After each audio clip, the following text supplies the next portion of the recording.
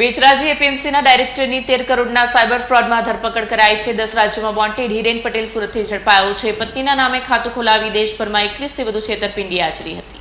સુરત શહેર ક્રાઇમ બ્રાન્ચને બાતમી મળી હતી કે મહેસાણાના બેચરાજી પોલીસ સ્ટેશનમાં નોંધાયેલા સાયબર ફ્રોડના ગુનામાં સંડોવાયેલો આરોપી હિરેન પટેલ સુરતના વરાછા ઉમિયાધામ વિસ્તારમાં છુપાયેલો છે।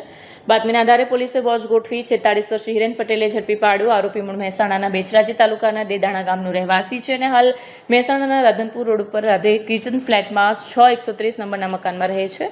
પોલીસ તપાસમાં સામે આવ્યું છે કે હિરેન પટેલે ગેરકાયદેસર રીતે નાણાકીય લાભ મેળવવાના હેતુથી પોતાની પત્ની પ્રેમિલા પટેલના નામે મહેસાણા અર્બન બેંકની બેચરાજી શાખામાં સેવિંગ એકાઉન્ટ ખોલાવ્યું હતું। આ ખાતામાં ભારતભરના અલગ અલગ રાજ્યોમાંથી સાયબર ફ્રોડનો ભોગ બનેલા લોકોના નાણાં જમા કરાવવામાં આવતા હતા। હિરેન પટેલ પોતે જ આ નાણાં ચેકો દ્વારા ઉપાડી લેતો। પત્નીના ખાતામાંથી અંદાજે 16,68,001 રૂપિયા રોકડ ઉપાડી અંગત ઉપયોગમાં લીધા હોવાની પ્રાથમિક વિગતો મળી છે।